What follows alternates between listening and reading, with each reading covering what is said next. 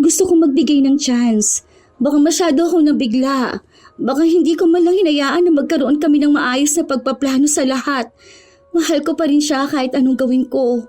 Kahit tumuloy ako sa ibang bansa, siya pa rin yung iniisip ko. Yung mga pangarap naming dalawa, mga pangako na sabay namin yung aabutin. Nabigla lang ako, kaya akala ko hindi kami para sa isa't isa. Ngayon ko lang napagtanto na baka antang ako para bumitaw sa relasyon namin. Mahal ko pa rin talaga si Blake. Ay, huwag ka na nga makipagbalikan sa kanya. Naiinis ako sa mga plano mo sa buhay mo. Tama na yung hiwalay na kayo para hindi na maudlot ang pangarap mo. Maganda ka naman at matalino. Gamitin mo yan para makahanap ng mas better na lalaki, no? Yung deserve mo. Maging practical ka naman. Hayaan mo na siya. Huwag kang makikipagkita o makikipagbalikan sa kanya, ha? Isipin mo ang future na mawawala sa'yo. Sayang ang mga advice ko kung babalikan mo lang din naman siya, no? Nakapagsimula ka na nga. Ganyan talaga yan. Darating ang araw na akala mo mahal mo pa siya pero hindi na pala. Mas lalo lang masisira ang buhay mo kapag bumalik ka sa ex mo. Maniwala ka sa akin. Dahil alam ko to. Mas marami akong karanasan pagdating sa pag-ibig. Walang magandang dulot ang lalaki sa karir ng mga babae. Tsaka meron na yung bago. Iba na ang mahal niya. Kaya nga hindi ka na niya kinukulit, no? Ipaubaya mo na si Blake sa bago niya. Isa sa mga nakakatakot na tao na makakasama mo sa buhay ay ang inggitera at solotera. Paano pa kaya kung iisang dugo ang nananalaytay sa inyo? Katulad ng nangyari kay Zara kung saan mismong kakambal niya ang umahas sa nobyo. Ano kaya ang mas mananaig? Ang pagmamahala ng magkambal o ang pagiging sakim sa pagnanais na umangkin ng hindi naman kanya? Ay, wow! Congratulations! Grabe ang tagal nyo na, ha? Grabe, 7 years na kayo. Yan ang sana all. Naku, sana all din sa'yo, no? At congrats din dahil na-promote ka. Di ba parang nung nakaraan lang pinag-uusapan natin na what if ikaw na yung magiging head of digital marketing? Tapos nagkatotoo nga, yun talaga ang sana all. Lalo ng sahod. True, kaya nga ang yaman na niyang kakambal ko eh. Isipin mo yun, kapag bored siya ng hapon, malalaman mo na lang nag-book na ng ticket niya papuntang ibang bansa para mag-travel. Kung ganun din naman sa kanya ang sahod ko, malamang kapag magkaaway tayo, malalaman mo na lang na nagpunta ako ng ibang bansa. Wala, hindi mo ako isasama? Malamang magkaaway nga tayo, di ba? E di wala rin kapag sinama kita. Okay lang, kahit na magpunta ka pa sa ibang universe, susundan at susuyuin pa rin kita. Lah, para naman kayo mga tanga dyan. Ahem, sana naman no, may respeto sa single, di ba? Wala na akong gana. Ang sarap pa naman itong pansit. Ayoko na, naiinis na ako sa inyo. Sorry naman. Bakit kasi hindi mo pa sagutin yung nanliligaw sa office? May nanaligaw sa kanya sa office nyo? Oo, yung nasa kabilang department. Lagi siyang binibigyan ng pagkain, tapos nagyayaya sa kanya ng date. Kaso ayaw naman niya, pogi naman yun eh. No, ayoko nga sa ganung lalaki. Hindi siya matangkad, no? Parang mas matangkad pa nga ako sa kanya. Gusto ko yung matangkad at pogi, tapos maganda ang katawan, moreno, tapos maganda ang career. Kahit naman nasa edad na ako, pihikan pa rin ako, no? Anong akala niyo sa akin? Basta may manligaw lang, sasagutin ko na kaagad. Pareho pala kayo ng tipo ni Zara. Magkambal nga kayo. Sayang wala akong kakambal. Yun na lang sana ang sayo. Hayaan mo, kapag may nakilala akong matangkad, moreno, pogi at mayaman, ipapakilala kita agad. Oo nga, babe. Para naman hindi yan palaging mainitin ang ulo. Para naman makaranas din ng lambing. Hoy, para namang sinabi niyo sa akin na kailangan ko ng lalaki. Hindi, no? Strong independent woman kaya ako. Sus! Huwag ka na nga magkunwari, Sia. Alam ko na kulang ka lang sa lambing. Huwag ka kasing suplada kapag may kumakausap sa'yo. Paano kanyan magkakaroon ng love life, ha? Patuloy nilang inaasar si Zia tungkol sa pagiging pihikan niya sa lalaki. Kambal sina Zara at Zia. Iisa ang hulma ng mukha nila. Sadyang mas malaman lang si Zara. Malaki ang mukha nito dahil hilig niya ang kumain. Si Zara ang may karelasyon. Si Blake.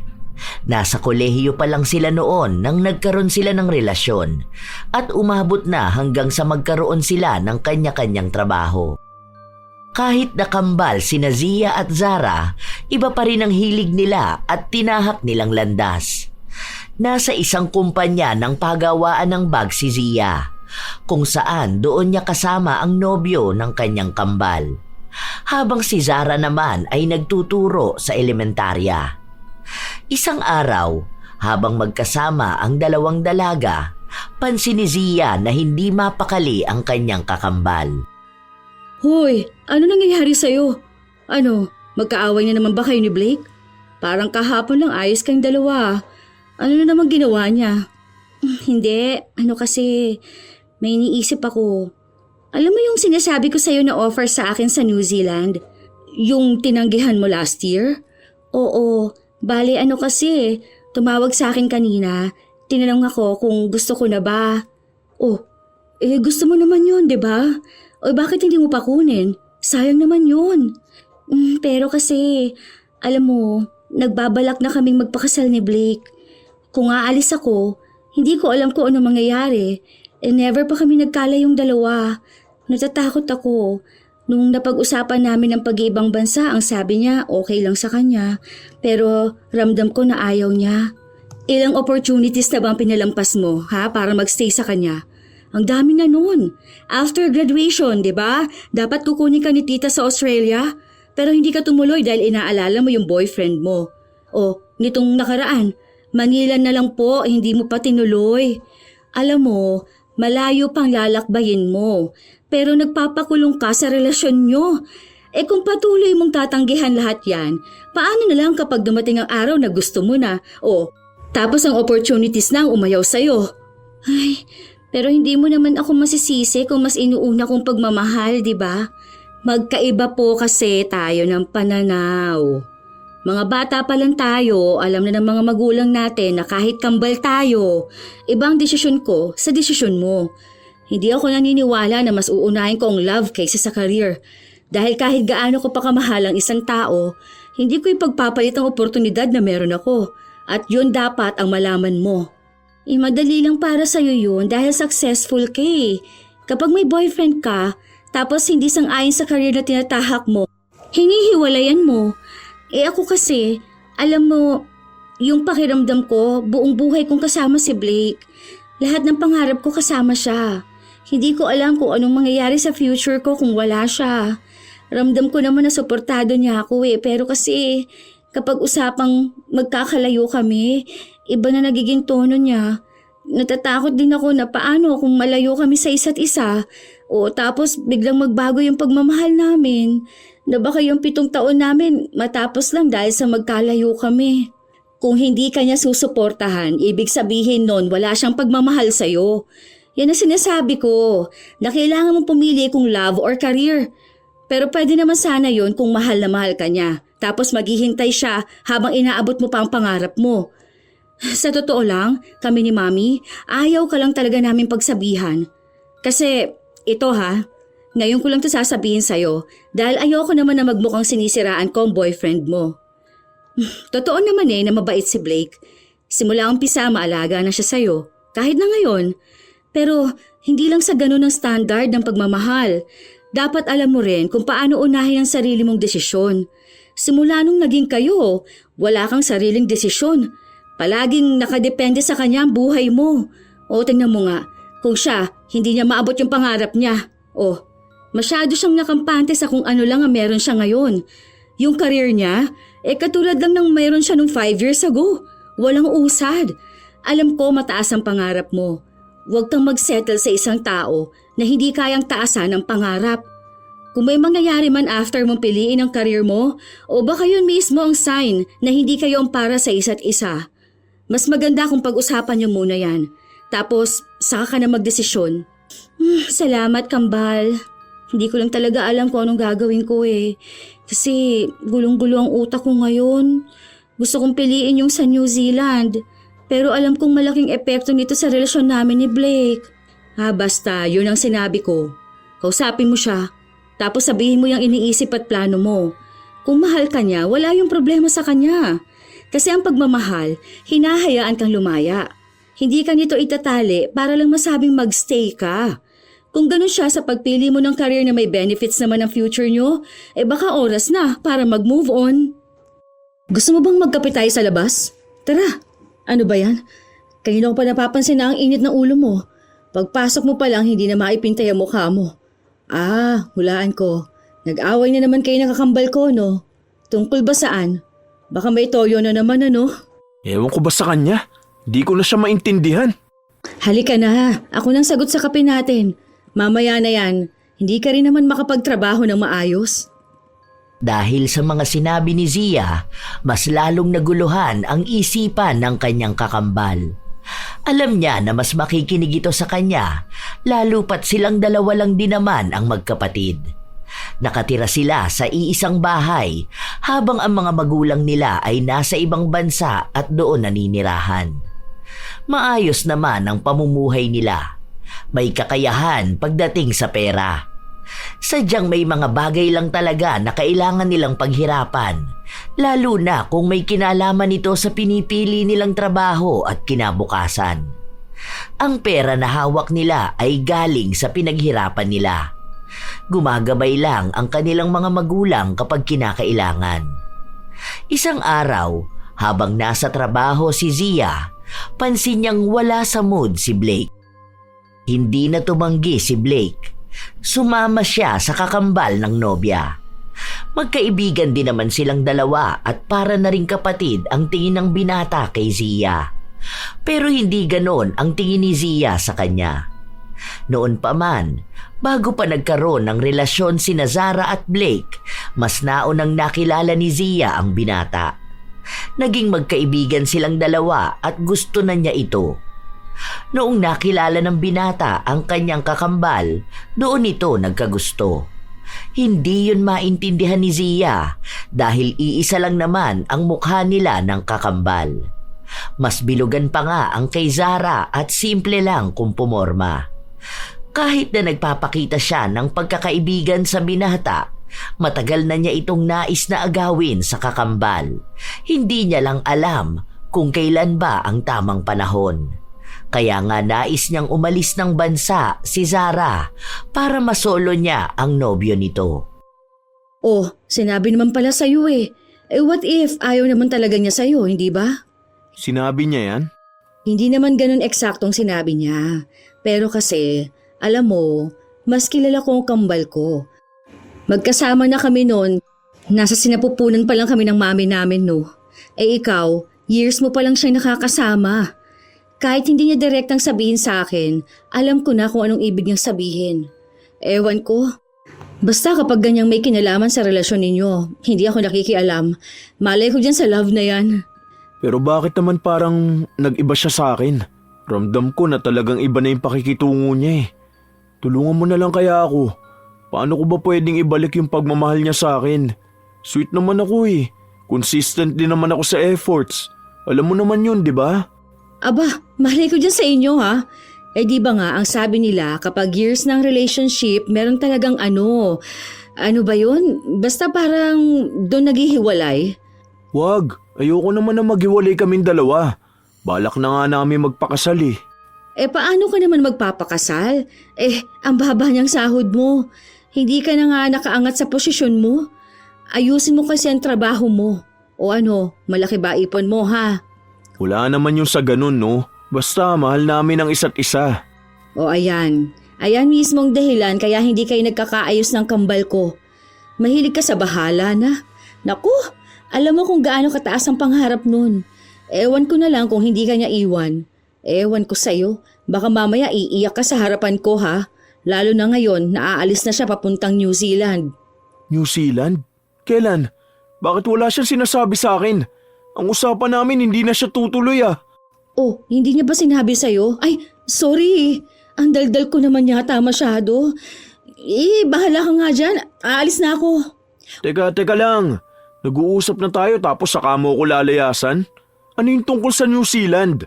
Huwag mong sasabihin na sa akin galing ha. Huwag na pala. Baka mamaya pag-awayan niyo pa. Ano nga? Sabihin mo na sa akin. Ano kasi, ganito yun. Ang akala ko kasi yun ang dahilan kaya kayo nag-away. Alam mo yung offer sa kanya last year? Yun pa rin. Sabi niya sa akin na sayang naman yun. Ang laki kaya ng sahod doon kumpara mo naman dito. Ako, alam mo naman bilang supportive kakambal, ang sabi ko go lang siya sa kung anong pangarap niya. Malay ko bang hindi niya pa nasasabi sa'yo. Sorry naman, di ba? Basta kapag nag-usap kayo, wag mo kong idadamay ha. Kahit na ang totoo ay sinadya niya talaga yung sabihin. Nakiusap sa kanya si Zara na wag na munang ipaalam sa nobyo ang anumang plano niya dahil hindi pa naman siya sigurado. Sinabi niya yon para sadyain na mag-away ang dalawa at sa ganoong paraan malaki ang pagkakataon na maghiwalay sila. At kapag nangyari yon, pwede siyang manatili kay Blake para makuha ang loob nito at panigurado na siya ang papalit sa kakambal nito. Ilang araw pa ang nakalipas, walang naging balita si Zia sa relasyon ng dalawa dahil hindi naman siya nagtatanong. Ang alam niya lang ay laging nag-aaway ang dalawa. Hanggang sa umuwi siya at naabutan niya ang kakambal na umiiyak. Pagpasok niya pa lang ng bahay ay niyakap na siya nito. Break na kami. Wait, teka nga lang. Ano bang nangyari? Kaya ba hindi pumasok si Blake ngayon? Baka naman mapag-usapan niyo pa yung dalawa.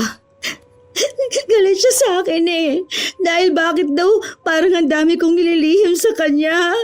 Noong una, okay naman na kami dahil pumayag siya mag-abroad ako. Tapos nito, nagtanong siya kung tutuloy ba talaga ako. Tapos ako naman nainis ako. Tapos ayun, nag-away kaming dalawa. Ewan ko. Naguguluhan ako. Mahal na mahal ko siya pero tama ka nga. Naiisip ko rin na paano naman ang future ko. Hayaan mo na. Andito lang ako para sa'yo. Sobrang sakit lang. First boyfriend ko siya. Tapos ilang taon na kami. Ang dami na naming nabuong pangarap. Akala ko lahat yun sabay naming aabutin.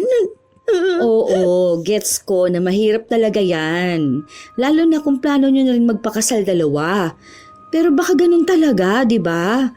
Gawin mo na lang motivation yung sakit na nararamdaman mo.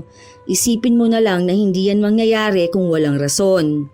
Na baka this time, yung pangarap mo naman ang piliin mo. Hindi mo yan maiintindihan ngayon, pero kapag naging successful ka na, magpapasalamat ka na lang sa desisyon mo na to. At least, sa ibang bansa ka magmo-move on. Habang nag-heal ka, natutupad naman yung pangarap mo. Heartbreak lang to. Mas mahirap kapag yung karir mo ang nasira para lang sa isang lalaki. Kaya mo yan. Basta lagi mong tatandaan nandito lang ako. Ang daming payo ni Zia sa kanyang kakambal. Hindi niya pinapahalata na masaya siya sa nangyayari. Hindi naman ito ang unang beses na naghiwalay ang dalawa, pero hindi tumatagal ng halos 1 linggo at nagkakabalikan din sila. Kaya ngayon na mas matagal nang hiwalay ang dalawa, alam ni Zia na nagtatagumpay na siya sa kanyang mga plano. Isang gabi, bago umuwi sa bahay, magkasama sina Zia at Blake. Sinamahan ni Zia ang binata na mag-inom. Diba? Bakit? Hindi ba ako worth it? Alam ko naman na mas mataas ang mga harap sa akin. Pero hindi naman ibig sabihin na pababayaan ko siya. Hindi ko rin naman siya pinigilan mag-abroad Alam mo naman yun, pero bakit ngayon parang lumalabas na ako yung hadlang sa pangarap niya? Iba na kasi ang kakambal ko ngayon. Iba na yung mindset niya. Kasi nga tumatanda na tayo. Iba na yung iniisip natin kesa sa gusto natin. Bakit? Handa ako naman siyang buhayin May savings ako, may trabaho, may negosyo rin naman ako. Hindi man ganun kalaki.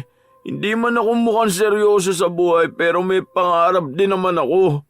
Ano ba mali sa akin? Itigil mo nga yan. Walang mali sa'yo ha.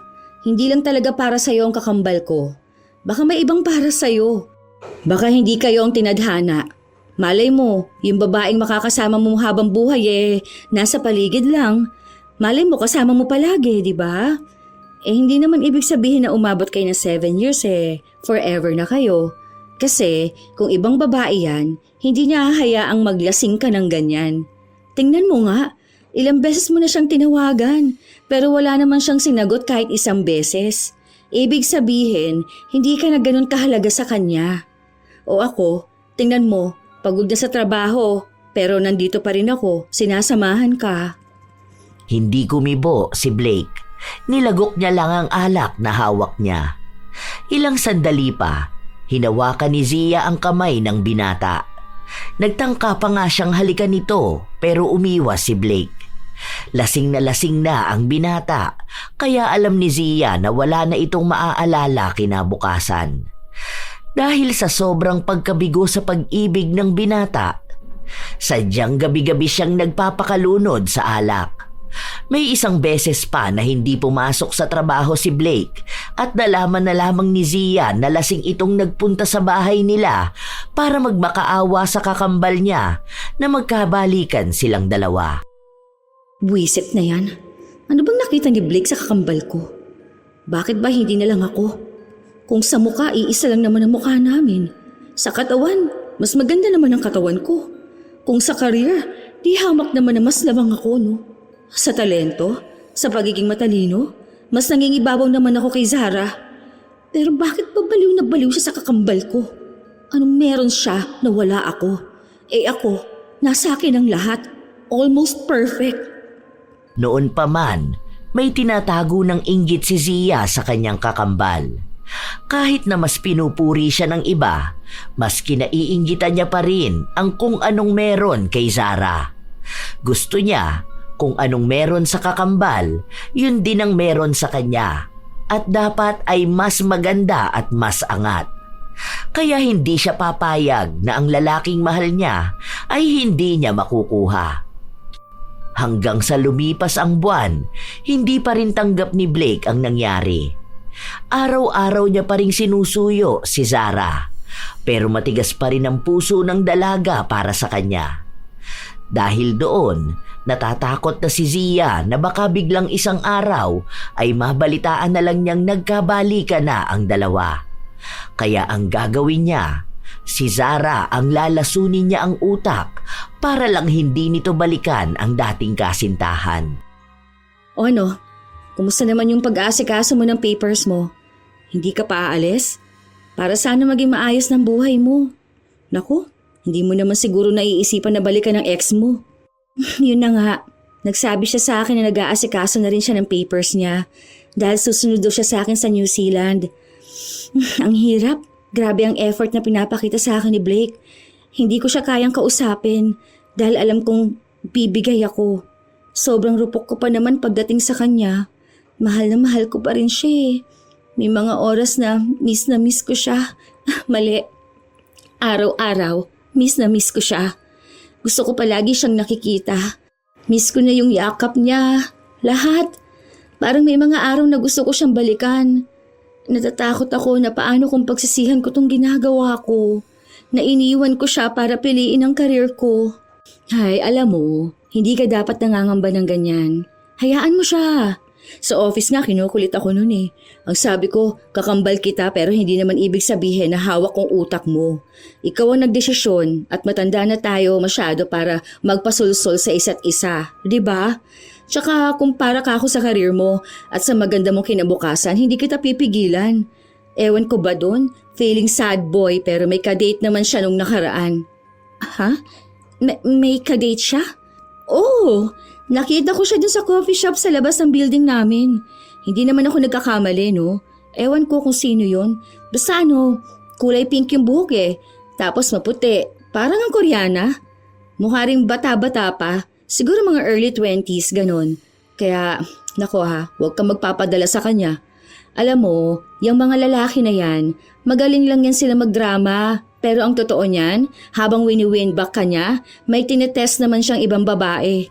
Kapag hindi ka niya nabawi, doon siya sa isa para hindi siya lugi. Nako, ganyan sila. Kaya huwag ka magpapaniwala sa sinasabi ng mga lalaki na yan. Ang love life, iniiyak ka ng sobra. Kahit na taon pa kayo, kahit ilang pang dekada, kahit may anak na kayo, may chance na magloko ang lalaki. Ibibreak talaga nila ang puso mo at tiwala. Pero kapag ang career ang pinili mo, kahit kailan hindi ka malulugi. Maniwala ka sa akin, mas powerful ang babae na may career kaysa may love life. Kaya go mo yung gusto mo. Huwag mo intindihin yung ex mo. Kapag naging successful ka na, doon ka magkaroon ng maayos na love life.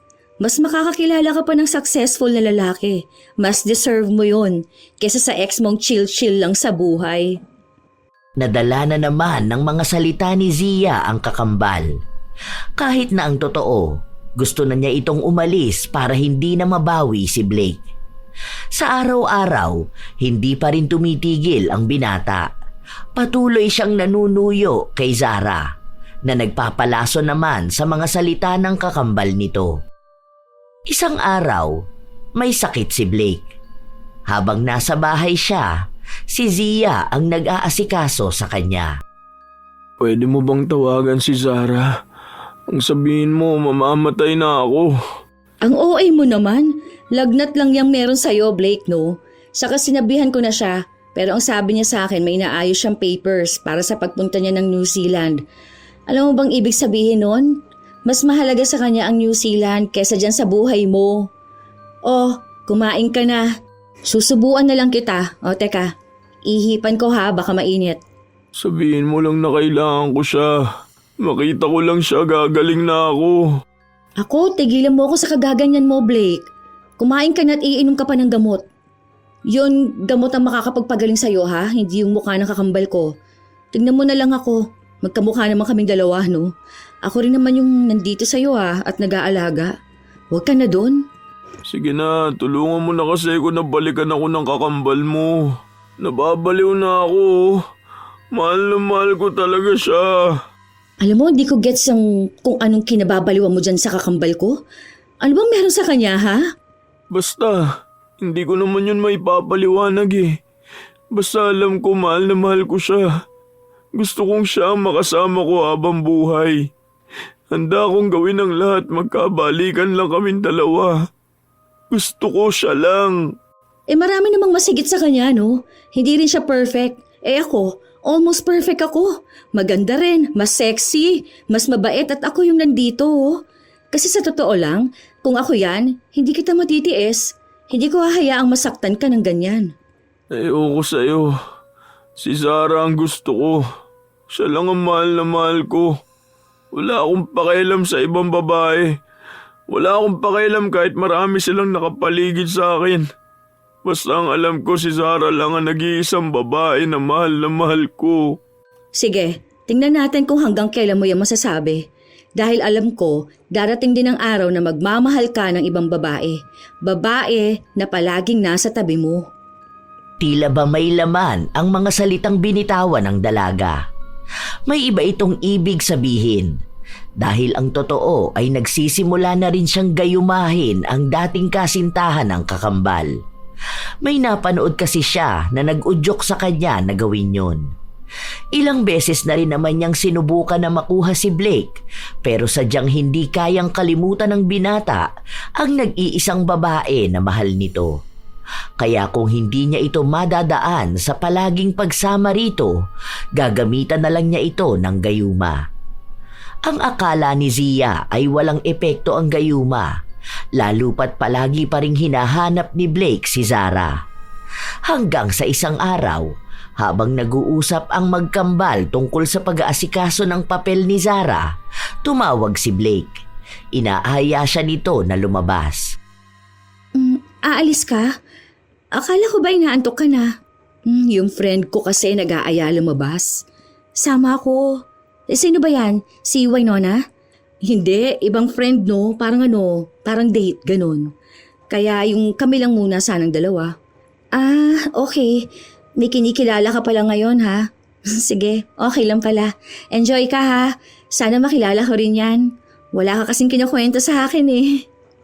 Hindi na nag-atubili si Zia na umalis.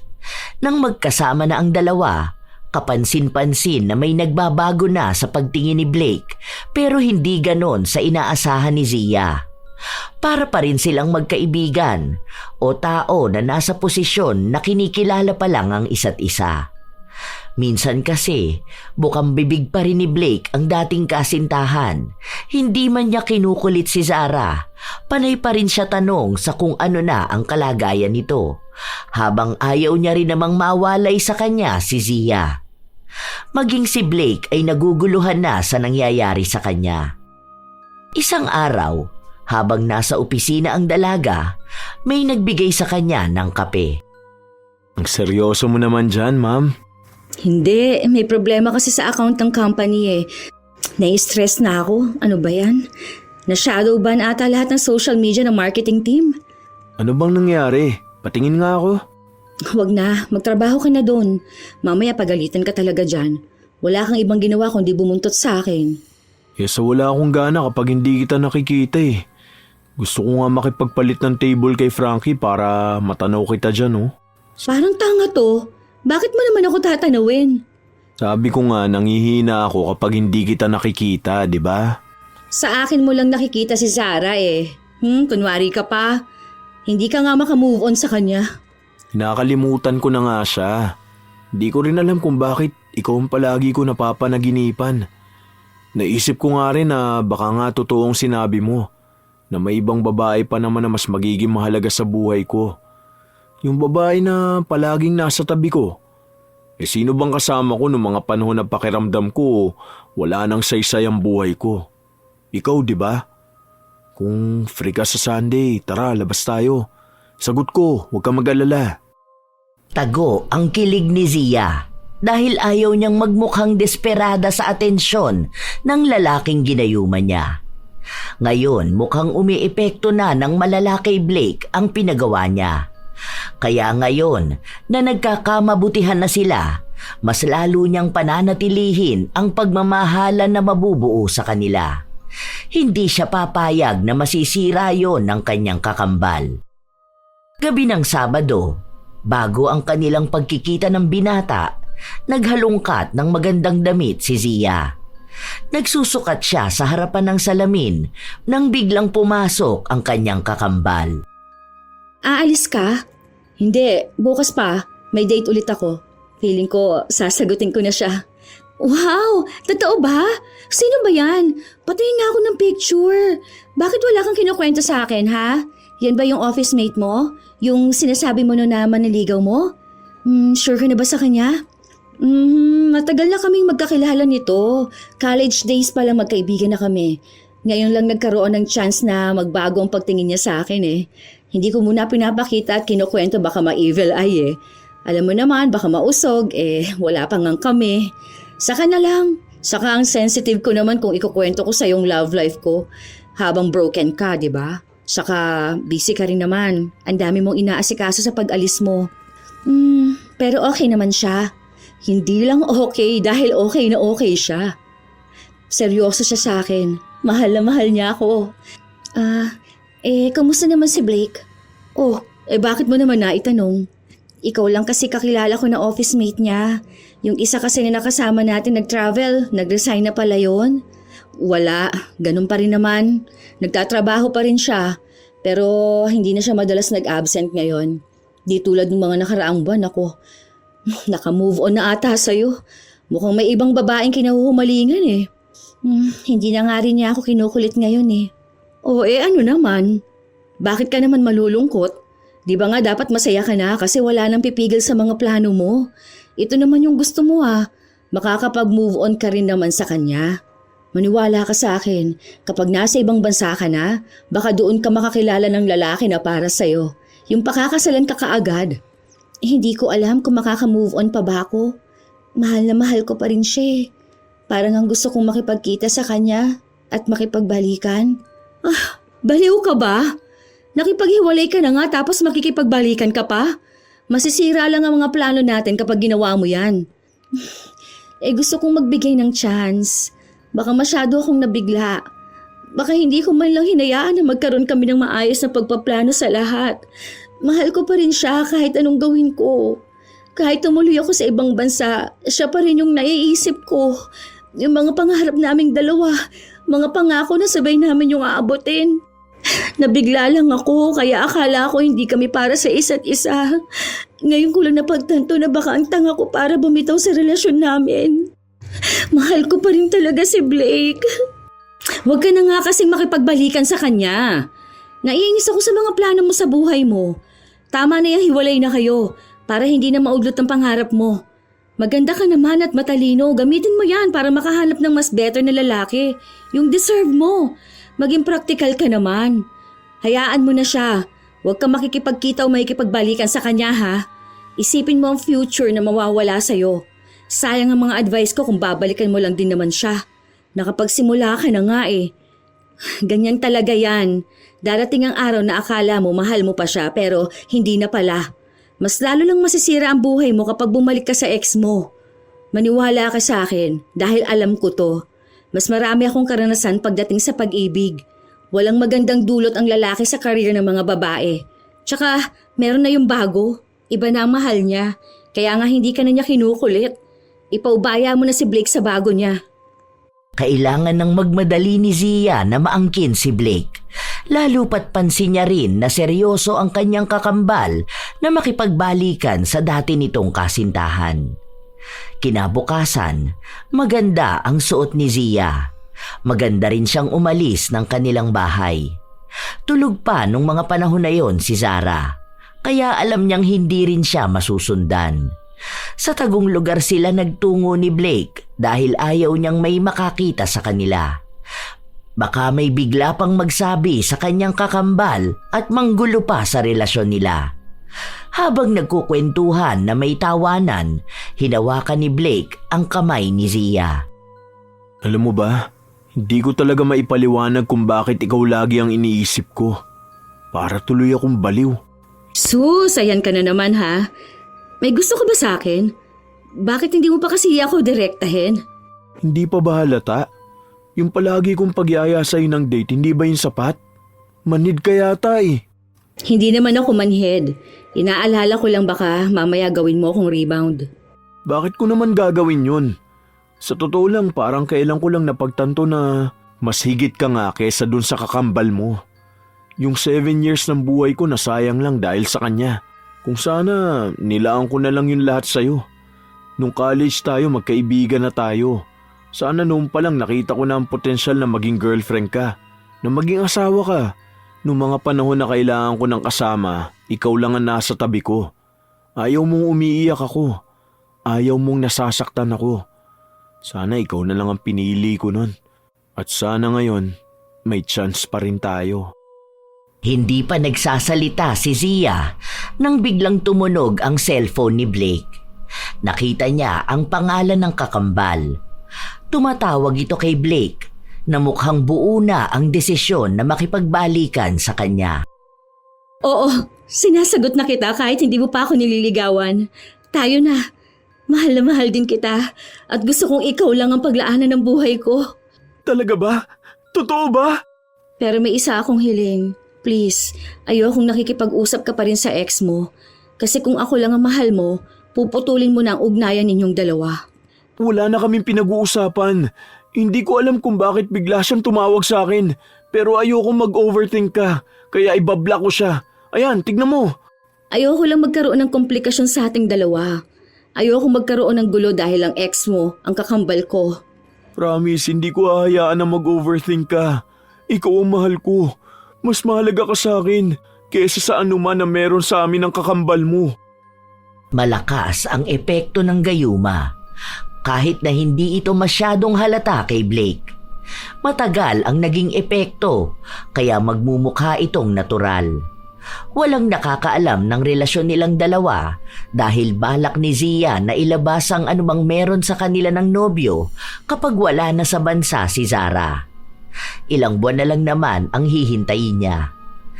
Sa paglipas ng mga linggo, madalas na magkasama ang magkasintahan. Minsan pa ay natutulog si Zia sa bahay ng nobyo. Isang gabi, habang naghahanda siya sa pagtulog, tumawag ang kanyang kakambal. Nasaan ka? Uwi ka muna sa bahay, sige na. Bakit? Magkasama kami ng boyfriend ko, mansa rin namin ngayon. Sige na, wala akong kasama sa bahay. Ang lungkot ko ngayon. Naiiyak na ako. Kailangan ko lang ng kausap. Sige na. Samahan mo lang muna ako. Tumawag ka na nga lang sa iba mong kaibigan. Ngayon na nga lang ako magsasaya, no? Tungkol na naman ba yan sa ex mo? Sinabi ko na kasi sa'yong hayaan mo na siya. Okay lang yan. Parte yan ng moving on at healing. Makakaya mo ring lampasan yan, maniwala ka lang. Sige na, naghihintay na ang boyfriend ko. Bukas na lang tayo magkita. Kung naiiyak ka, sige iyak mo lang yan. May ice cream din dyan sa ref, kainin mo na lang. Patayin ko na ang call ha. Bye! Sus, ang arte. Makaka-move on din naman. Mga istorbo pa. Habang lumilipas ang mga araw na masaya si Zia, siya namang mas lalong nagdurusa ang kanyang kakambal. Kapag kailangan siya nito, wala siya dahil mas gusto pa niyang makasama ang nobyo kaysa kay Zara. Isang araw, habang nasa kusina ang magkambal, pinag-uusapan nila ang pag-aasikaso ng papel ni Zara. Bakit hindi pa raw madaliin? Hindi naman daw ganun yun. Basta maghintay na lang ako. Pero baka abutin pa ako nito hanggang next year eh. Parang feeling ko siguro may dapat pa akong ayusin dito bago ako umalis ng bansa. O ano na mga ayusin mo? Ayos na nga ang lahat ng papers mo. Pag alis na lang ang gagawin mo, no? Ang tagal na namin hindi nakakapag-usap ni Blake eh. Ano namang gusto mong pag-usapan ninyong dalawa? Mas maganda na nga yan na no contact kayong dalawa. Para saan ano? Alam mo yun, hindi ka na mahihirapan kapag aalis ka. Kesa namang wala kang ibang ginawa kundi isipin siya.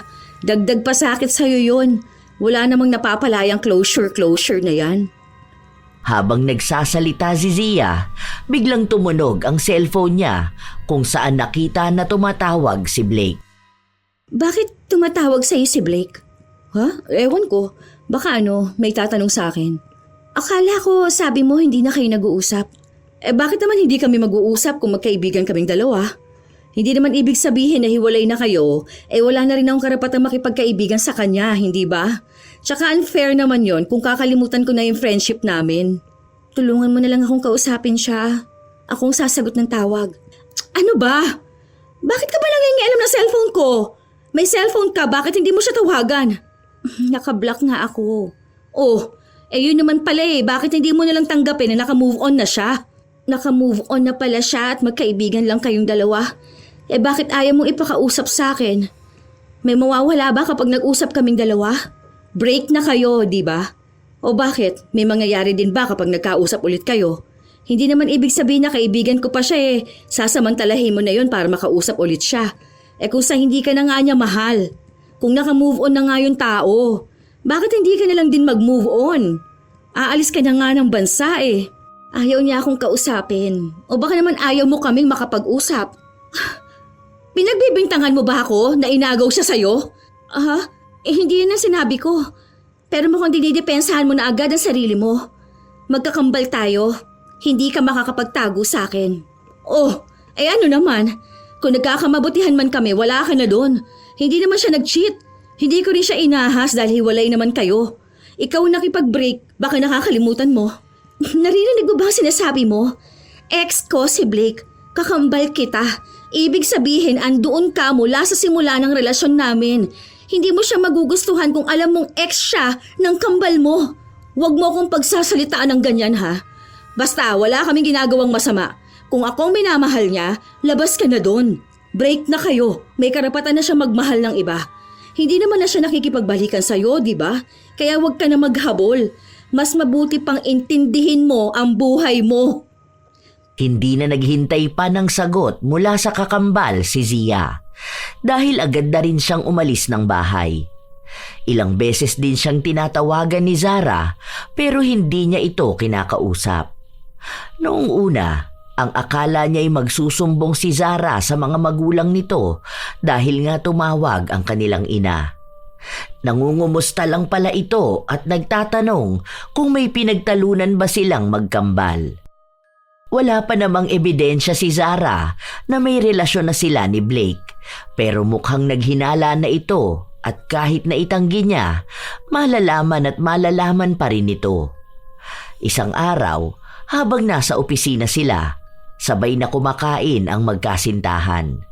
Nakarinig pa ng salita si Zia mula sa katrabaho nila. Buwisit talaga yan si Claire. Akala mo naman wala siyang kabit dito sa office. Hayaan mo na yan, hindi ka naman kabit. Girlfriend kaya kita. Hindi ko alam kung anong bang problema nila sa akin eh. Una pa lang wala naman akong ginagawa sa kanila. Hindi naman kita inagaw, di ba? Tapos may nalalaman pa silang girl code. Yung ex mo naman panay tanong sa akin. Bakit hindi na lang nila tayo hayaang mabuhay ng masaya? Sumama ka na lang sa akin. Magpunta tayo sa mas malayong probinsya tapos doon tayo magpakasal at bumuo ng sarili nating buhay. Hindi pwede. Andito ang trabaho ko. Ang tagal ko pinaghirapan para ma-promote tapos iiwan ko lang. Ayaw mo ba ako makasama para mas maging tahimik tayo? Gusto kitang makasama pero hindi ko kayang mabuhay ng simple. Hindi ko kayang iwan ang karir ko. Mahal kita, alam mo yan. Pero mahalaga rin sa akin tong karir ko. Ayokong pagtalunan pa natin to. Kung mahal mo ako, sumama ka sa akin. Kung gusto mo ng tahimik na buhay, tara, magpakalayo tayo. Ayoko. Anong ayaw mo? Mahal mo ka mo ako, di ba? Iwan mo ang lahat para sa akin. Ang mahalaga nagmamahalan tayo. Handa namang kitang pakasalan eh. Gusto kong makasal tayo. Pero hindi pa ako handa na iwan ng anong mang meron ako. Hindi pa sa ngayon. Wala pa sa atin ang handa, okay? Maghintay tayo ng tamang panahon para sa ganyan. Mag-enjoy na lang muna tayo kung anong meron tayo. Hindi naman tayo nagmamadali, di ba? Pero masyado na tayong matanda para maghintay pa ng panahon. Paano tayo bubuo ng pamilya? Baka lumipas na ang panahon, hindi pa rin dumarating ang tamang oras na yun. Tayo dapat mismo ang pipili at magdedesisyon kung kailan natin gustong bumuo ng pamilya.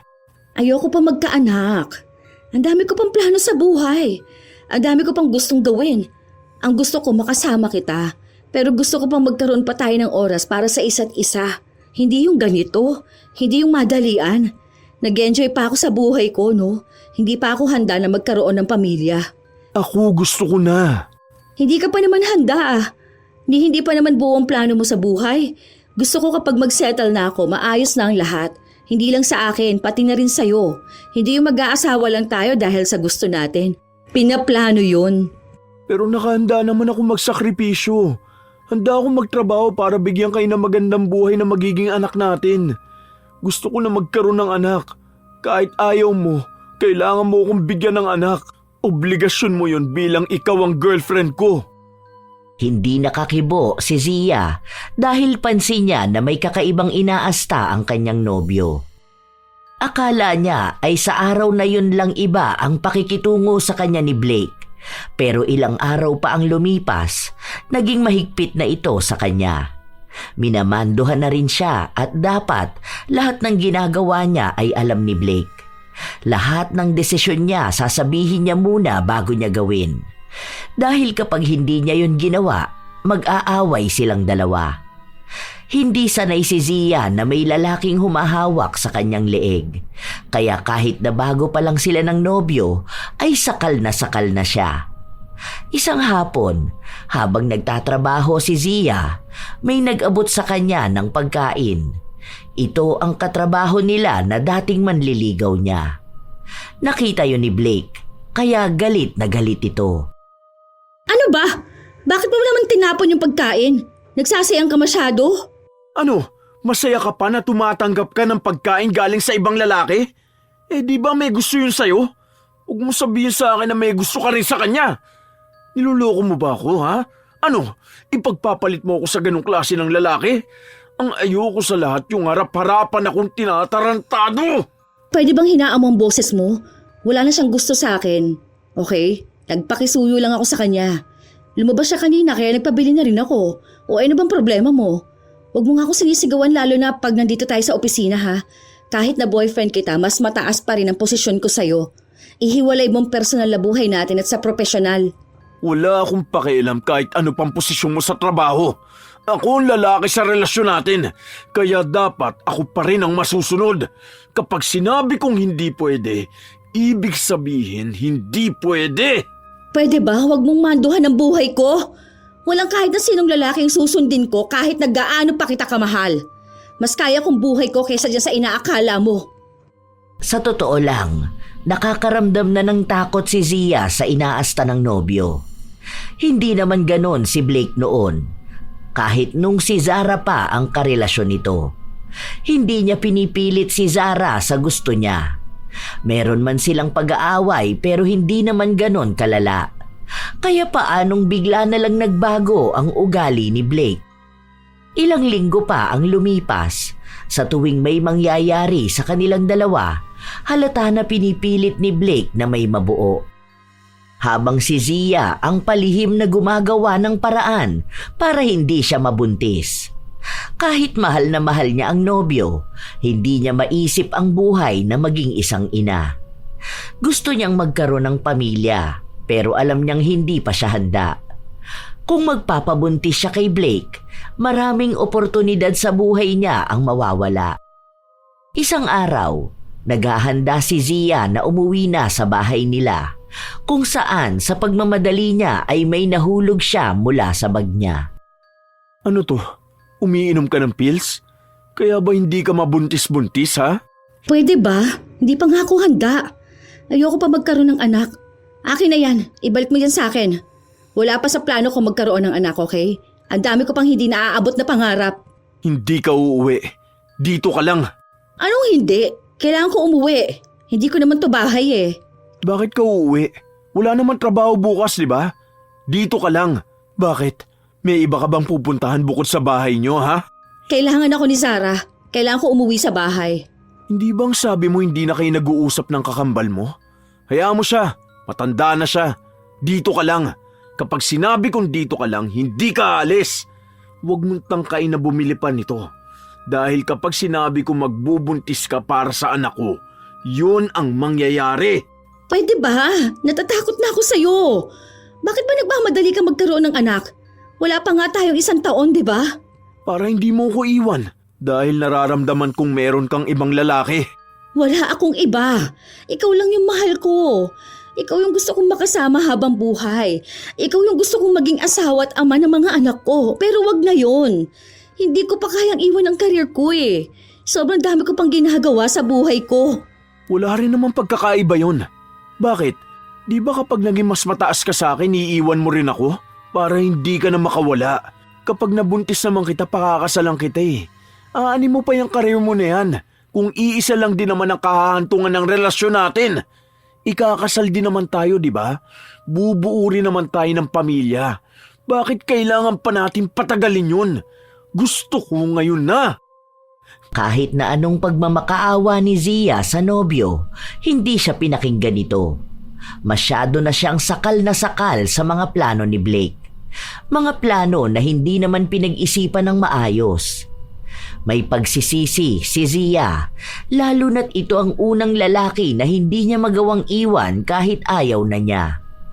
Dahil mismong si Blake ang gumagawa ng paraan para hindi sila maghiwalay na dalawa. Hanggang sa umabot sa punto na mukhang buntis na nga si Zia. Hindi na siya mapakali. Habang nasa bahay siya, hindi niya alam kung anong gagawin niya kung sakali man nabuntis siya. Tensyonado bawat galaw. Ilang beses na rin siyang umiinom ng mapait na kape. Ano bang nangyayari sa'yo? Wala kang pakialam. Anong wala? Kahit naman galit ako sa'yo, hindi mo naman maaalis sa akin na mag-alala. Tingnan mo, ilang kape na yung ininom mo na yan. Ang malala pa, parang ubusin mo na itimpla sa kakaunting tubig. Pwede ba? Huwag mong pansinin ang mga ginagawa ko. Wala kang alam sa nangyayari sa akin ha. Kung wala naman tong kinalaman sa'yo, manahimik ka na lang. Buntis ka ba? Sinabi ko na nga huwag mo akong pakialaman, di ba? Kung buntis ako, wala ka na doon. Buhay ko to, huwag mong panghimasukan. Sinusubukan mo bang ipalaglag ang bata? Bakit? Sino bang ama niyan? Si Blake naman siguro, di ba? Oh, akala ko ba mahal niyong isa't isa? Kilala ko si Blake. Siguro naman kapag nalaman niyang buntis ka, pananagutan ka niya, hindi ba? Hindi ka naman nun tatakbuhan. Hindi mo ako naiintindihan. Hindi mo alam kung ano mawawala sa akin oras na mabuntis ako. Kapag magkaroon ako ng anak, alam mo ba kung anong mangyayari sa karir ko, ha? Nagsisimula pa lang ako. Hindi ako handang iwan yung basta para lang magpalaki ng anak, no? Kaya nga, ang naisip mong paraan magpalaglag na lang. Ano ka ba naman, Zia? Anak mo pa rin yan. May career ka naman na maganda. Bakit? Hindi ba pwedeng isang tabi mo muna saka mo balikan kapag malaki na ang anak mo? Kaysa naman aalisin mo para lang magstay sa anumang meron ka ngayon? Hindi mo ko naiintindihan dahil wala ka namang career katulad ng sakin. Kung ikaw ang nabuntis ni Blake, okay lang yun sa'yo dahil wala ka namang iiwan. Pero iba tong sa akin. Ayoko pa magkaroon ng anak. Wala ka namang magagawa, nandyan na yan eh. Ginusto mo rin naman yan, hindi ba? Kaya nga naging kayo ni Blake dahil ang sabi mo sa akin, gusto mo siyang makasama habang buhay. O bakit ngayon may chance ka na dahil magkakaroon na kayo ng anak, saka ka pa aayaw? Ibabalik ko na lang siya sa'yo. Kunin mo na si Blake. Bawiin mo na lang siya sa akin. Sige na, utang na loob. Ngayon pa? Anong gusto mong maging itsura ng pamilya natin? Kapag magkakaroon kami ng anak, kapatid yon ng anak nyo? Tapos, pinsan din nila ang isa't isa dahil magkapatid tayo? Hindi mo man lang ba naisip yon? Mahal mo pa naman si Blake, di ba? Kunin mo na lang siya sa akin. Sige na. Gumawa ka ng paraan. Kung mahal niyo pa naman ang isa't isa. Aalisin ko tong bata na nasa sinapupunan ko para lang matahimik kayong dalawa. Kunin mo siya. Sinubukan ko makipaghiwalay sa kanya pero ayaw niya. Pinipilit niya ako palagi. Nasasakal na ako sa relasyon na merong kami. Ako pa ba ang makukonsensya kapag nawala ang anak niyo? Ha? Mag-isip ka naman. Anak mo yan. Talagang mas pipiliin mo pa ang career mo? Tulungan mo na lang ako.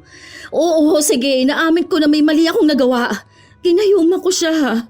Ha? Anong sinabi mo? Narinig mo naman, di ba? Ginayuma ko si Blake. Noon gusto ko siya kaya gumawa ako ng paraan. Wala siyang ibang ginawa kundi hanapin ka. Mahal na mahal ka niya. Kahit anong pilit ko, ikaw talaga yung laman ng puso niya eh. Nagawa ko lang naman yun dahil akala ko para kami sa isa't isa pero hindi. Hindi ko kaya yung commitment na gusto niya. Ayoko magkaroon ng asawa. Ayoko magkaroon ng anak. Ginawa mo talaga yun? Nang hindi mo malang iniisip ang magiging epekto nun sa'yo, ha? Ang magiging malaking epekto nun sa taong ginayuma mo.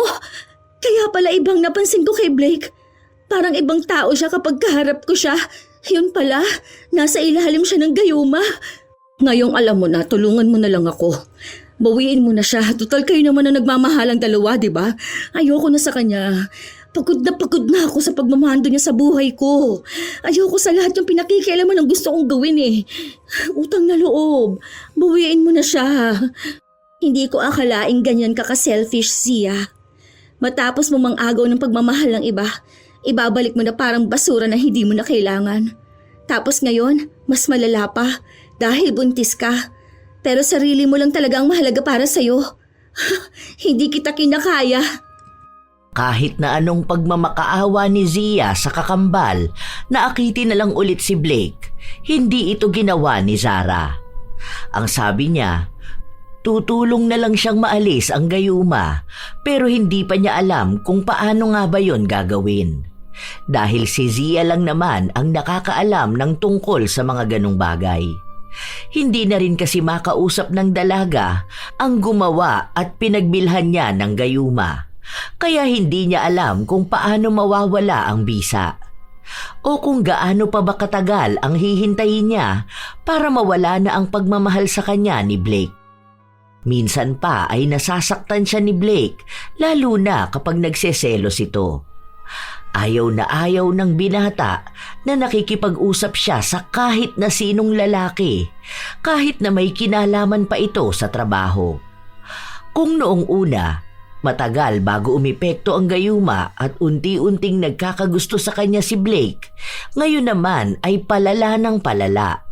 Tila ba hindi nawawala ang kabaliwan sa kanya. Hanggang sa napatunayan nga na buntis na siya. Bubuo na tayo ng sarili nating pamilya. Magpapakasal na tayo. Baka mapano pa ang baby natin eh. Mag-resign ka na sa trabaho mo. Ako na ang kakausap sa boss natin. Maiintindihan niya naman to eh. Hindi pwede. Ayoko nga. Sinong bubuhay sa akin yung sahod mo? Hindi mo ba alam kung anong posisyon ko sa kumpanya? Kung paano ako naghirap makuha lang yon? Kung paano ko yung pinangarap, ha? Hindi yun madali. Kaya wag mo akong piliting bitiwan yun ng ganun-ganun lang. Isa pa, hindi tayo mabibigyan ng magandang buhay ng sahod mo. Kulang pa nga yan para suportahan ang sarili mo eh. Gusto po magdagdag ng responsibilidad? Ano bang gusto mo? Mapahamak naman na magiging anak natin dahil sa pagiging workaholic mo? Hindi ka kumakain sa tamang oras. Palagi kang stress at puyat. Kailangan mag-ingat ka dahil para yun sa kapakanan ng anak natin. Di bali na mawala tong bata na to, wag lang ang trabaho ko. Pagod na ako sa'yo. Alam mo kung sinong mahal mo? Si Zara. Kaya hayaan mo, tutulungan ko na lang na magkabalikan kayo. Ha? Years kayo, di ba? Sa years na yon, ang dami niyong pangarap. Di ba magpapakasal na kayo? Kasi nga gusto ninyong magkaroon ng pamilya. Oh, siyang mahal mo. Yung kakambal ko at hindi ako. Ako ang bahala sa inyong dalawa. Maniwala ka sa akin. Mahal na mahal ka pa rin niya hanggang ngayon. Hindi siya mahal ko. Ikaw lang ang gusto kong maging asawa at maging nanay ng mga anak ko. Magkakaroon tayo ng 5 anak. Titira tayo sa isang bahay at magiging masaya ang buhay natin. Sabay natin palalakihin ang mga anak natin. Susubaybayan natin ang mangyayari sa buhay nila. Sabay tayong tatanda. Magkasama tayo hanggang sa huli. Hindi ako. Si Sarang mahal mo. Kayong dalawang may mga pangako sa isa't isa eh. Saksi ako sa relasyon ninyo kaya alam ko na siyang tunay mong mahal. Eh, hindi ako. Kahit na kailan, hindi mo ako minahal. Tumahimik ka! Aalis ka sa trabaho mo para manatili dito sa bahay ko. Dito ka natitira hanggang sa mga anak ka. Ako ang lalaki. Ako ang dapat na masunod. Parang hawa mo na. Ayoko na. Ayoko matali sa ganitong buhay. Maawa ka na sa akin. Gumising ka na. Hindi ako mahal mo dahil iba ang totoong laman ng puso mo. Ayoko na. Panghako, hindi ko napipilitin ang sarili kong mahalin mo ko. Huwag mo lang ako itali sa buhay na hindi ko gusto. Maawa ka na sa akin. Parang awa mo na. Kahit na lumuhod ang dalaga sa harapan ng nobyo, hindi siya pinakinggan nito. Ilang beses na ring tinawagan ng kakambal para makibalita kung ano nang nangyari sa pagpapaalis ng gayuma kay Blake. Pero iisa lang ang sinasabi ni Zara, na nahihirapan siyang humanap ng totoong albularyo sa lugar nila. Lalo pat 2 na ang nakausap niya pero wala namang nagiging epekto kay Blake. Isang araw, habang nasa trabaho si Zia, nakakaramdam siya ng sakit ng kanyang puson. Tinitiis niya yon dahil siya rin naman ang may kagagawan nun. Uminom siya ng 3 magkakaibang gamot ng sabay-sabay. Pinipilit din kasi siya ni Blake na umalis na sa trabaho. Kinausap din ni Blake ang kanilang amo at sinabi na maselan ang pagbubuntis ni Zia. Kaya tatapusin niya lang ang buwan at magre-resign na siya. Hindi pa rin kayang tanggapin ni Zia na ganun lang mawawala ang mga pinaghirapan niya. At kahit na kailan, hindi siya papayag na magkaroon ng isang lalaki na magdedesisyon sa buhay niya. Aray, ang sakit. Pero konting taste pa. Konti pa. Alam ko, mawawala rin to. Kasama tong bata. Kapansin-pansin na namumutla siya. Ramdam niya rin na nagdurugo na siya pero hindi pa siya tumayo sa kanyang kinauupuan hanggang sa pinuntahan siya ni Blake. Pilitin man niya na huwag ipahalata na may dinaramdam siya, napansin pa rin ito ng nobyo. Bakit?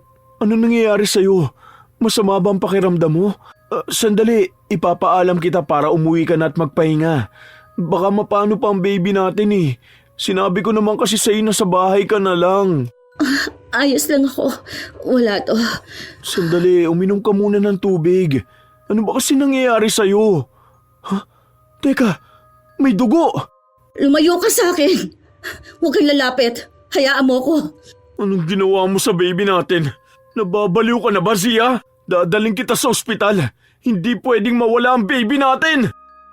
Noong una ay ayaw pa ni Zia. Pero dahil nanghihina na siya, wala siyang kakayahan na lumayo sa nobyo. Napapasigaw na rin siya sa sobrang sakit na nararamdaman niya. Hanggang sa nakarating sila sa ospital, kung saan sumunod din doon si Zara. Ano nangyari? Anong ginawa mo?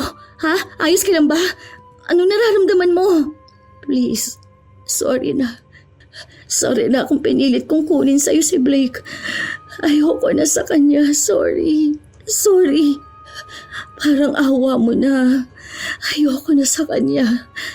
Tulungan mo ko. Bawiin mo na siya. Ikaw dapat ang buntis. Ikaw dapat ang pakakasalan niya, hindi ako. Ayoko ng ganitong buhay. Hindi ako handa. Hindi ko alam kung anong gagawin ko. Kinakausap ko nga siya kanina pero sinigawan niya lang ako.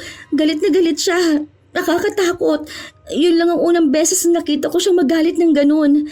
Wala na rin kasi ang baby niyo eh. Nagagalit siya na baka iwan mo siya at lumayo ka sa kanya.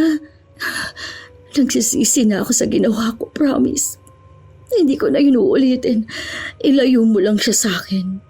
Ayoko na nito. Tulungan mo ko. Patawarin mo ko. Huwag mo akong ibibigay sa kanya. Dahil pipilitin na lang ako mabuntis ulit. Ayoko.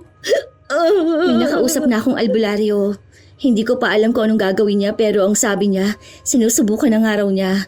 Pangalawang beses na siyang gumawa ng ritual para kay Blake dahil malakas nga ang klase ng gayuma na nangyari sa kanya.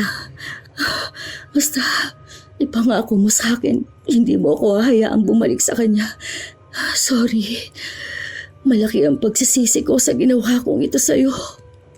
Noong una, gusto ni Blake na sa bahay niya umuwi ang nobya pero hindi pumayag si Zara. Ang sabi niya, siya ang dapat na mag-aalaga sa kanyang kakambal. Halos gabi-gabing nagpupunta si Blake sa bahay ni Zara pero hindi siya makapasok. Hindi rin kasi lumalabas ng bahay si Zia. Nagpaalam siya sa trabaho na babalik siya kapag maayos na siya. Ilang araw pa ang nakalipas, walang paramdam si Blake. Kahit ang tumawag, wala. Hanggang sa bigla itong nagpadala ng mensahe kay Zara. Humihingi ito ng tawad sa nangyari. Hindi niya raw alam kung bakit nagkaroon sila ng relasyon ni Zia. Basta bigla na lang isang umaga ay nagising siya. Para siyang namulat sa katotohanan at ang daming tanong sa utak niya. Kapag naiisip niya si Zia, galit lang daw ang nararamdaman niya para rito. Natanggal na ata ang gayuma kay Blake. Nakita kami kanina. Lumuhod siya sa harapan ko, humihingi ng tawad dahil sa nagawa niyang piliin ka. Hindi ko sinabi sa kanya ang ginawa mo, pero ayaw na ayaw niyang nababanggit ng pangalan mo. Galit na galit siya sa'yo. Umalis na rin daw siya sa trabaho dahil hindi niya kinakaya ang mga tanong sa kanya ng mga tao roon tungkol sa'yo. Wala na rin namang dahilan para magkita kaming dalawa. May trauma na ako. Ikaw pa ngayon ang may trauma? Matapos mong manggayuma at magalit sa akin? Matapos mong paghiwalayin kami? Di ba dapat akong masama ang loob? Hindi ko rin alam kung bakit ba tinulungan din kita eh. Lalo na nung panahon na nangihina ka dahil sa pagkawala ng anak mo. Alam ko naman na galit ka pa rin. Di naman kita masisisi. Kung aalis ka rin at lalayo sa akin, okay lang. Tanggap ko yon. Alam ko na wala akong karapatang patawarin dahil masyado akong nainggit sa love life mo. Habang ako naman talaga ang hindi handa. Ang gusto ko lang yung atensyon, pero hindi ang commitment. Aalis na talaga ako. Sa susunod na linggo na ang flight ko. Kaya mukhang ito na rin ang huling beses na magkikita tayo. Kailangan ko pa ng oras, hindi lang sa moving on, kundi sa paghilom nitong sugat na nagawa mo. Gawa niyo sa akin, kahit na hindi alam ni Blake ang ginagawa niya. Sorry, Zara. Sana mapatawad mo ko. Alam ko mapapatawad kita pero hindi ngayon.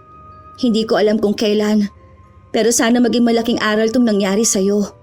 Sa susunod, sa akin man o sa ibang tao, huwag mong sanang pagnasaan ng anumang meron sa kanila. Pag-ibig man o atensyon. Dahil sa huli, baka hindi mo rin kayang manindigan. Sana may natutunan ka sa nangyari sa'yo. Tunay naman na mahirap magpatawad sa klase ng kasalanang ginawa ni Zia. Iyon ang huling beses na nag-usap silang magkapatid. Hindi na sila nagkita matapos nun. Kahit si Blake ay hindi na rin niya nakita. Nabalitaan na lang niya na matapos ang 3 taon, nagkabalikan ng dalawa at nagpatuloy ng kanilang buhay sa New Zealand. Noong ikinasal si Zara, hindi siya inimbitahan, gawa na rin na ayaw siyang makita ni Blake. Nagpaabot na lang siya ng pagbati sa kapatid. Kailan lang din nalaman ng mga magulang niya ang nangyari. Nagalit ang mga ito sa kanya, pero hindi nagtagal ay pinatawad na rin siya. Napatawad naman din siya ni Zara, pero hindi na sila katulad noon. Malaki ang naging pagsisisi ni Zia sa ginawa niya dahil nawalan siya ng kakambal. Nawalan siya ng taong kakampi niya dapat sa lahat ng bagay. Dahil din doon, nagpatuloy si Zia sa kanyang tinahak na buhay. May maayos na karera pero walang maayos na pag-ibig. Tuwing nakikipagrelasyon siya, nauuwi rin ito sa hiwalayan, lalo pat ayaw niyang bumitaw sa kung anuman ang pinaghirapan niya. Hindi siya nagkaroon ng asawa at kahit na anak. Nabuhay siyang mag-isa at doon niya lang napagtanto na may lungkot din sa pinili niyang landas. Pero wala na siyang pagpipilian kundi ang harapin ito. Pero iniisip na lang niya na yun na rin marahil ang kabayaran sa pagkakamali niya noon. Matapos niyang manggayuma at agawin ang pagmamahal na dapat ay sa kanyang kambal. Sadyang may mga tao talaga na mas gugustuhing umangkin ng hindi kanila.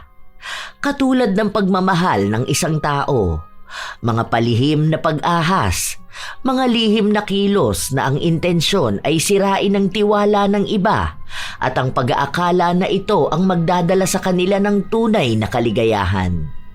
Pero hindi nila naiintindihan na ang ganong klaseng tagumpay ay nakapatong sa kasinungalingan at kasalanan. Kapag kinuha mo ang isang bagay na hindi nakalaan para sa iyo, sa huli, ikaw din ang mawawalan. Ang kaligayahang galing sa panlilinlang ay hindi nagtatagal. Katulad nito ang pagmamahal na ginamitan ng gayuma. Paggamit ito ng maling paraan para lang maramdaman ang pagmamahal. Hindi nila maunawaan na ang pag-ibig na pinilit ay hindi tunay na pagmamahal. Isa lang itong ilusyon na gawa ng mga taong malungkot ang buhay. Huwag kailanman maging dahilan ng pagluha o pagkawasak ng ibang tao para lang makuha ang gusto. Pahalagahan ang integridad dahil ito ang iyong magiging mukha sa mundong ito. Tandaan na lamang na kung hindi para sa iyo ang isang tao, hayaan mo, huwag mong pilitin at agawin sa iba. Dahil ang tunay na nakalaan para sa iyo, darating ito ng kusa nang hindi mo kailangang manakit ng iba. Minsan talaga mga apo, may mga tao na gawain ang maging mga agaw.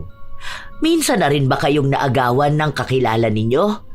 At naway wala sa inyo ang maging dahilan ng pagkasira ng relasyon ng iba? Kung kayo mga apo ay may komento at opinyon sa ating bagong kwento, maaari nyo yang ibahagi upang aming mabasa. Hangad ko na sana'y may natutunan kayo sa aking ibinahaging kwento ngayong araw. Shout out sa ilan sa mga masusugid na tagapakinig ng mga istorya ni Lola Telang. Belen Malbas, Arlon Verdejo, Assorted Love Hurts KSA, Hana Maylin Sesgundo, Teresa Balino, Charmaine Ebon, Mark Angel Pascual, Grace Respecia, Margarita Galang, Yolanda Beher, Fermina Aklan, Maribel Balabag, Fatima Conado, Miss K. Story, Regine Laban Galang. Shout out din sa inyo, Raymond Nahera, Jonalyn Itang, Glyza Abit, Early Joy Fernandez, Nancy Villarreal, Stickmaker, Reza Dominguez, Mary Fernandez, May Mendoza, Jen Gavino, Maymay Nunez, Angeline Mina, Delino Dalo, Monet Vergara, Kikay Kulit. Shout out din sa lahat ng aking mga mahal na apo, sa lahat ng silent listeners, at sa lahat ng mga apo kong walang sawang nag-aabang at nakikinig araw-araw. Ito ang inyong Lola Telang at maraming salamat Sa lagi ninyong pakikinig, mga apo.